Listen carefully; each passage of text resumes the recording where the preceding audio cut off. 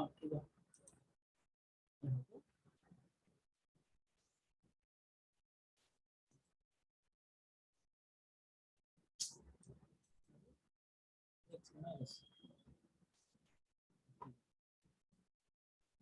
चलो चलो, तो बस ये ध्यान रखना है कि the amount of heat required to increase the temperature of a body of mass m from initial temperature T1 to final temperature T2 of specific heat capacity C is H is equals to mc delta T, where delta T is the final temperature minus initial temperature. This is the amount of, ये formula याद रखना है, mc delta T, mc delta T, mc delta T। क्या बोल रहा है कि अगर यहां पर एक बॉडी है, इसका मास m है और इसका स्पेसिफिक हीट कैपेसिटी c है, बॉडी का स्पेसिफिक हीट कैपेसिटी c है, इसका इनिशियल टेम्परेचर T1 है और मुझे इसका फाइनल टेम्परेचर T2 करना है। मास अभी भी सेम रह रहा है, मास नहीं बदल रहा है, मास अभी भी सेम रह रहा है, तो मुझे कितना हीट सप्लाई करना पड़ेगा ताकि ये स्टेट से ये स्टेट में बॉडी चला जाए। वो डिपेंड करता है mass of the body, specific heat of the body and the temperature difference. क्योंकि अगर टेम्परेचर डिफरेंस है ही नहीं तो कुछ हीट सप्लाई करने का जरूरत ही नहीं है, क्योंकि हीट तो फ्लो करेगा ही नहीं। बात समझ में आया? देखो ना, अगर हम लोग उल्टा बात करें, उल्टा अगर बात करें हम, if body are at same temperature, अगर बॉडी एट सेम टेम्परेचर पे है, इसका मतलब क्या हुआ, T final is equal to T initial, इसका मतलब डेल्टा T जीरो हो गया, इसका मतलब हीट जीरो हो गया, मतलब no heat will flow, obviously no heat will flow.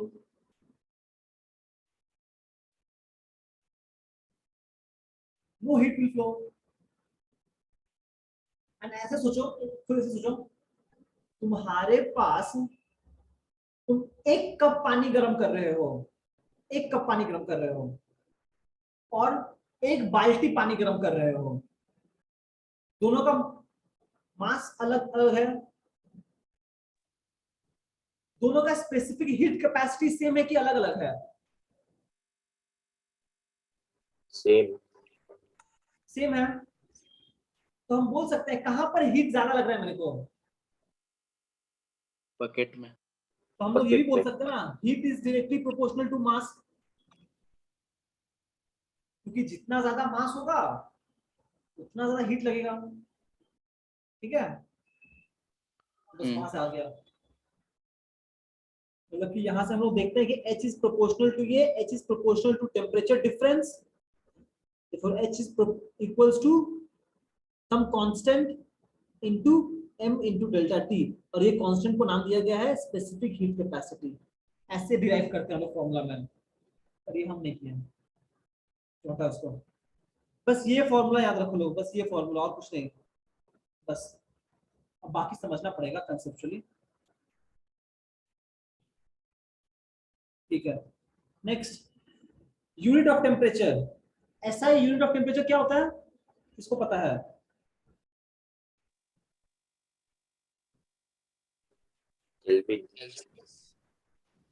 Kelvin होता है, KELVIN, या फिर simply K। Other units are degree centigrade and degree Fahrenheit, but at this moment of our career we are only interested in degree centigrade, our interest, and the relation between them is 273 plus temperature in Kelvin is equals to temperature plus 173 to 70 270 Celsius. centigrade. Sorry. Temperature in Celsius is Celsius, degree centigrade plus 273.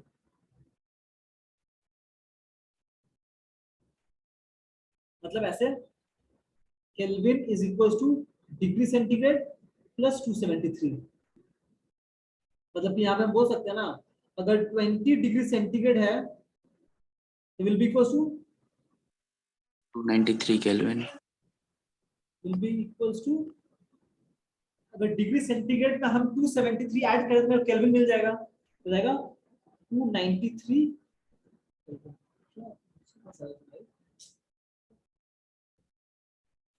Similarly 27 degree centigrade is equals to 300 Kelvin. ठीक है, 5 degree centigrade is equals to 278 Kelvin. ठीक है, मुद्दे का बात बस यही है, अगर आपको डिग्री सेंटीग्रेड से केल्विन में कन्वर्ट करना है तो ऐड 273, या फिर अगर केल्विन से डिग्री सेंटीग्रेड में जाना है तो माइनस 273. ठीक है, बस ओके. अब एक चीज देखो, प्लीज नोट करना, तुम समझ पाते हो, प्लीज समझ पाते हो, वरना वो डिटेल बताना पड़ेगा. हम लोग अभी देखें यहाँ पर कि K is equal two degree centigrade plus 273. अब अगर हम चेंज ऑन बोथ साइड, ये 273 क्या है, वेरिएबल है कि कांस्टेंट है? Constant. Change of any constant कितना होगा हमेशा? ये हो जाएगा change of K is equal to change of degree centigrade plus change of 273. पर चेंज ऑफ 273 कितना होगा? चेंज ऑफ एनी कांस्टेंट क्या होगा? कांस्टेंट तो चेंज नहीं होगा ना. तो कितना होगा? 273. चेंज कांस्टेंट तो चेंज नहीं होगा, उसका चेंज कितना होगा? कुछ नहीं होगा, मतलब 0 होगा. यहां से हम बोल सकते हैं change in degree centigrade is same as change in kelvin. इसका मतलब अगर हम मान लो साकेत तुम्हारे पास केल्विन स्केल है, साकेत के पास केल्विन स्केल है, और अभिषेक के पास डिग्री सेंटीग्रेड स्केल है, 2 डिफरेंट स्केल है. तो अगर साकेत का स्केल में टेम्परेचर डिक्रीज हुआ है या फिर इंक्रीज हुआ है by an amount 5 Kelvin, तो कॉरेस्पॉन्डिंगली अभिषेक का जो स्केल है सेंटीग्रेड स्केल, उसमें भी टेम्परेचर कितना अमाउंट से इंक्रीज किया होगा? 5. अगर साकेत के थर्मोमीटर में टेम्परेचर 10 डिग्री सेंटीग्रेड से फॉल किया है, तो क्या साकेत का स्केल में भी टेम्परेचर 10 केल्विन से फॉल कर जाएगा. बात समझ में आया? इसका मतलब अगर हम बोले कि change is, if I say that change in temperature delta T अगर 30 डिग्री सेंटीग्रेड है, तो इसको अगर कोई बोले 30 केल्विन, तो ये क्या सही है कि गलत है? सही है. क्योंकि ये यहाँ पे चेंज इन टेम्परेचर का बात कर रहा है. अगर सिंपली टेम्परेचर बोलता तो लॉजिकली इम्पॉसिबल है, पर जब चेंज का बात हो रहा है फिर सही है। ये बात समझेंगे हम लोग, प्लीज काम आएगा अभी हम लोग को। और ये चीज 2 क्वेश्चन करके दिखाओ लो, 2 क्वेश्चन है, बस सॉल्व करके दिखाओ लो कैसे आता है। तो हम पानी लेके आते हैं, मेरे को एक्सप्लिसिटली चाहिए, अपने सॉल्व कर लो। आंसर मुझे पता है, तुम बोल पाओगे, और कितना होगा आंसर, वो कैसे आ रहा है वो बताओ लोग।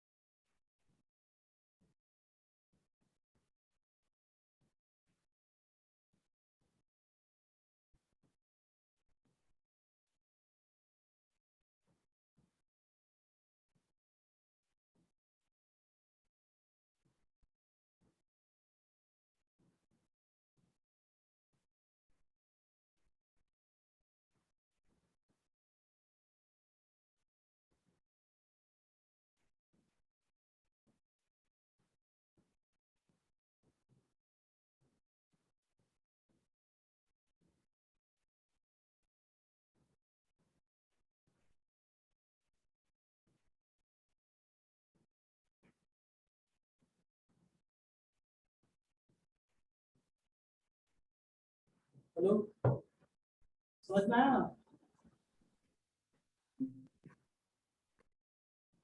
टेम्परेचर ऑफ अ बॉडी, ये एक बॉडी है, इसका टेम्परेचर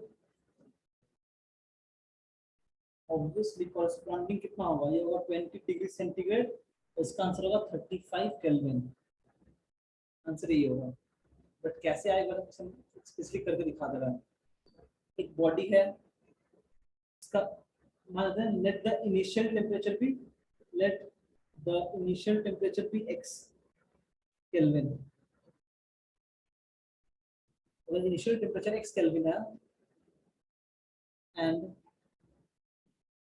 तो ये x केल्विन है, तो x केल्विन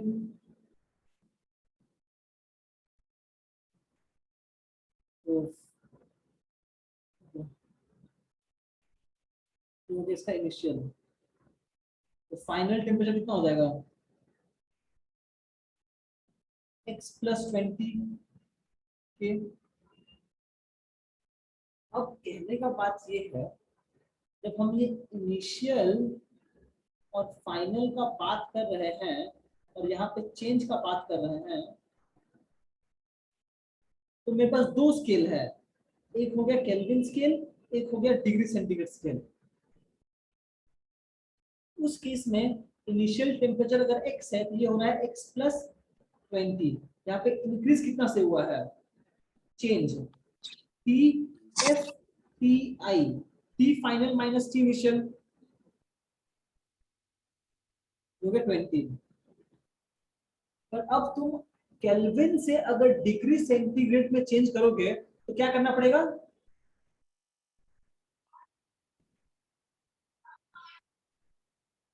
273 नहीं माइनस 273, तो ये हो जाएगा x प्लस 20 माइनस 273। जब यहां पर चेंज का बात आएगा, सिंस इनिशियल टेम्परेचर और फाइनल टेम्परेचर दोनों में ही माइनस 273 हो रहा है, तो तुम चेंज का करो कितना हो जाएगा, फाइनल कितना है, x plus 20 minus 273 minus x plus 273। जब ये माइनस करोगे तो ब्रैकेट ओपन होगा तो साइन चेंज हो जाएगा, ये कैंसिल ये कैंसिल ये कैंसिल ये कैंसिल, बचा कितना 20। तो दोनों ही स्केल में राइज इन और कॉरेस्पॉन्डिंग चेंज जो है इन मैग्नीट्यूड 20 ही हो रहा है, इससे आंसर ठीक है। हाँ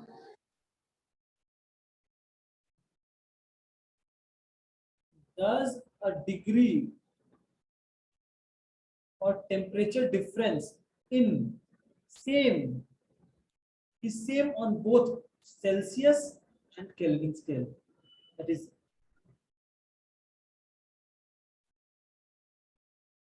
change in temperature is same on degree centigrade, same as Kelvin. Change temperature difference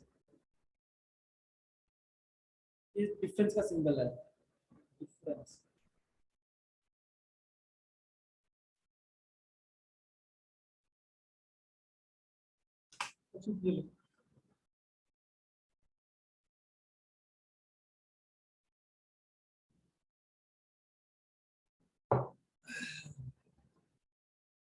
Calculate the heat energy required to raise the temperature of 2 kg of water from 10 degrees centigrade to 50 degrees centigrade. The specific heat capacity of water is 420 joule per kg per Kelvin. अब please याद रखना यहाँ पर हम लोग को SI unit में solve करना है, तो हम लोग को पता है गिवन क्या दिया हुआ है, मास दिया हुआ है 2 kg.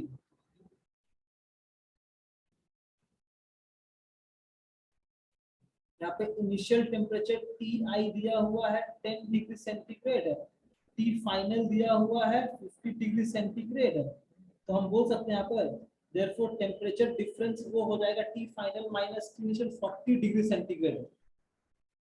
पर देखो एक चीज, जो स्पेसिफिक हीट कैपेसिटी दिया हुआ है वो केल्विन में है. हाँ साके कुछ बोल रहे हो? इसको भी तो केल्विन में कर ही सकते हैं.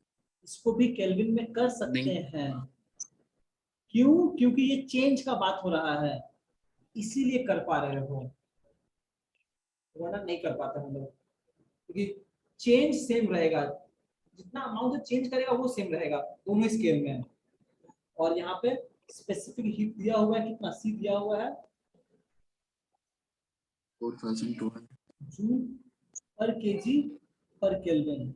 Therefore heat required is equals to mc delta T. बस वैल्यूज पुट करके कैलकुलेट कर दो अपनी फॉर्मूला, कुछ नहीं. ये 2 into 4200 into 40 मतलब कितना हो गया ये 3.36 into 10 to the power 5 336. 8 into 16 carry 1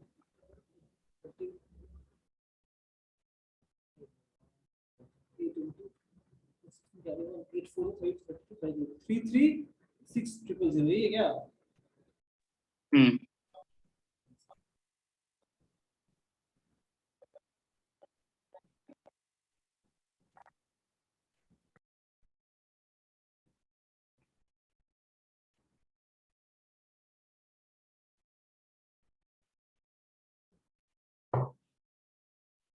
A metal piece of mass 50 gram. मास दिया हुआ है 50 ग्राम.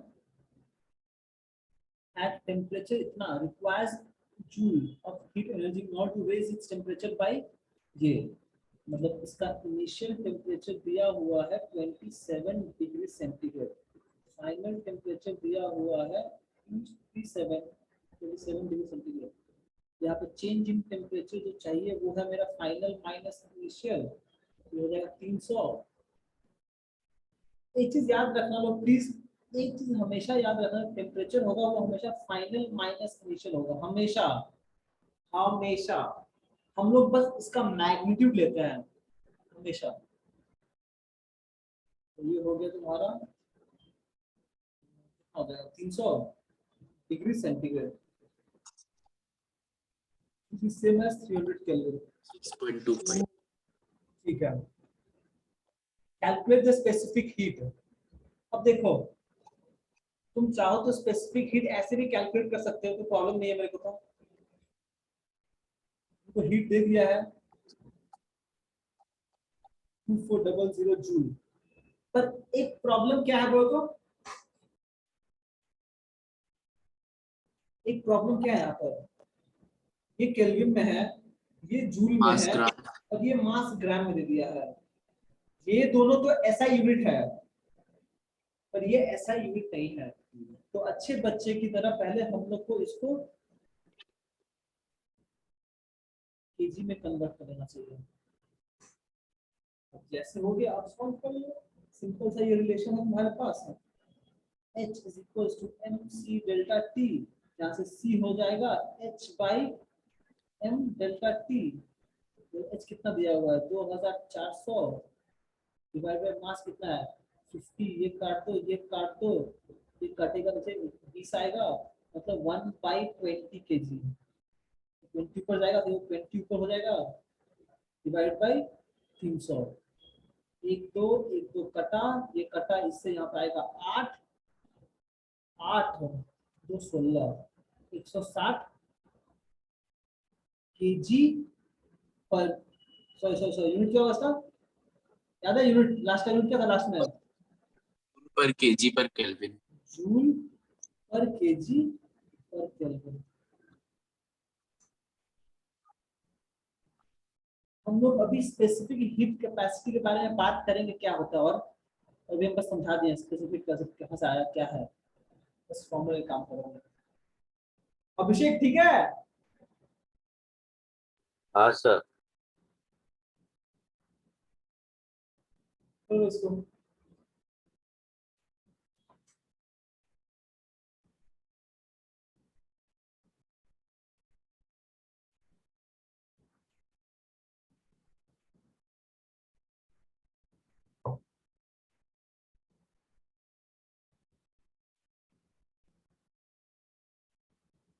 some heat energy is given to 120 gram of water and its temperature rises by 10 Kelvin. Please note कीजिएगा लोग, राइजेस बाई मतलब ये delta T दिया हुआ है, तो डेल्टा टी दे दिया है। तो क्या बोला है फॉर वाटर, उनको दे दिया है मास दे दिया है 120 ग्राम, सब केजी में कन्वर्ट कर दिया तो 120 बाई 1000 केजी। उसके बाद डेल्टा टी दे दिया है 10 केल्विन। नाउ अब यहाँ पे कुछ एनर्जी सम हीट सप्लाई किया है, हीट कुछ सप्लाई किया है मुझे पता नहीं है, कुछ सप्लाई किया है यहाँ पर, ठीक है। अब बोल रहा है ये सेम हीट, ये सेम हीट अगर हम 60 ग्राम ऑफ ऑयल और ऑयल सब मास 60 ग्राम है, मतलब 60 बाई 1000 केजी वहां पर है, तो उसका टेम्परेचर राइज हो रहा है 40 डिग्री से। यहाँ पर डेल्टा टी दिया हुआ है, ठीक है। डेल्टा टी दिया हुआ है 40 kelvin. The specific heat capacity of water is इतना, calculate specific ही दिया हुआ वाटर का 4200 जूल पर केजी पर केल्विन। अच्छा एक और बात बोलना भूल गए हम, ये ना स्टैंडर्ड वैल्यू है वाटर का 2400 जूल पर केजी पर केल्विन। अगर कहीं नहीं दिया हो तो ये आप चाहो तो डायरेक्टली यूज कर सकते हो। Specific heat capacity of water होता है 4200 जूल पर केजी पर केल्विन, ये रख लो, क्या होना चाहिए। अगर कहीं नहीं दिया है तो आप यूज कर सकते हो। एंड जैसे आपको यहाँ पर ये दे दिया है, आप हीट निकाल सकते हो mc डेल्टा टी, और बोला है कि यहाँ पर आप C निकालो, प्रोवाइडेड यहाँ पर h दिया हुआ है, यही वाला h यूज हो रहा है, ठीक है। तो निकाल दो h कितना आएगा, 5040 5040 जूल, और h कितना आएगा डायरेक्ट कर दे रहा हूं एक ही बार में 120 बाई और कितना आएगा डायरेक्ट कर रहे हैं हम यहाँ पर एच मुझे पता है सी डेल्टा टी, यहाँ से सी निकल जाएगा। तो हम डायरेक्टली सॉल्व कर लेंगे अपना खुद से। 2100 So this into 400 into 210 is equals to 60 into C into 40। ये हो गया, कटा इसको, ये कटा यहाँ से 2, ये कटा यहाँ से 20, ये कटा यहाँ से 2, ये कटा 100। कितना आया? 2100 हाँ 2100 जूल पर केजी पर केल्विन। ठीक है।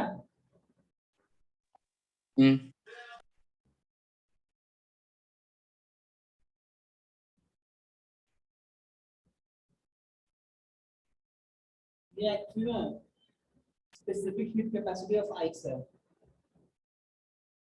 ये वाटर है।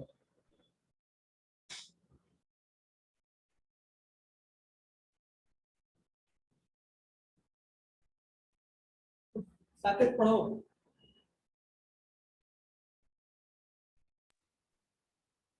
मेरा चेंज ही नहीं हुआ है, वही पेज है।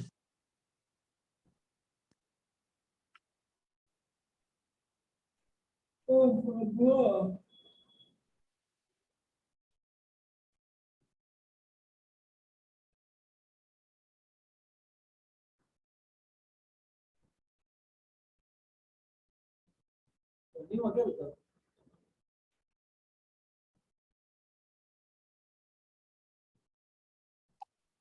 अब हो गया, पढ़े। If there is no transfer of heat between the two bodies placed in contact, they are said to be at same temperature, but it does not mean that they have equal amount of heat in them. In fact, temperature alone does not tell us the quantity of heat energy contained in a body. Experimentally, we find that by imparting the same quantity of heat energy to different bodies, they get heated to different temperatures. The amount of heat energy contained in a body depends on mass, temperature, and material of the body. मास हो गया m, temperature हो गया delta T उसका, और material body मतलब specific capacity. As a result h होता है m c delta t। ये जो रिजल्ट आया ना, ये जो रिजल्ट है वो एक्सपेरिमेंटल रिजल्ट है।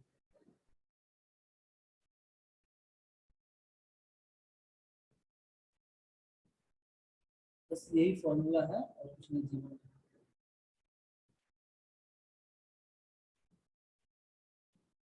ये एक बस है difference between heat and temperature. Book में तुम लोग का है, वही छापे हैं हम। बस ये तुम लोग को अगर आना चाहिए, बस एक दो मासा क्वेश्चन पूछ सकते हैं आंसर, बस और कुछ नहीं।